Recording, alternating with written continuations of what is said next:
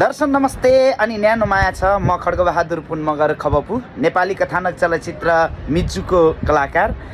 हाम्रो चलचित्र मिज्जू 2083 साल जेठ 8 गतेदेखि संसारभर प्रदर्शन हुँदैछ। त्योभन्दा अगाडि केही पोस्टरहरू हामी फालिरहेका छौँ। अब केही गीतहरू आउँदैछ अनि टिजर ट्रेलर पनि आउने नै छ।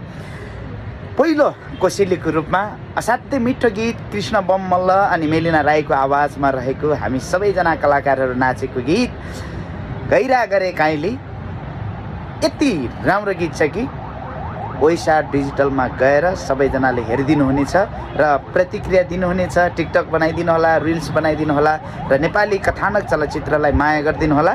बाँकी 83 सालको जेठ 8 गतेदेखि हामी लगातार भेट हुनेछौँ। यहाँहरूले चलचित्रलाई माया गरिदिराख्नु भएको छ र गरिदिनु हुनेछ। सबैलाई सम्मान छ। Thank you.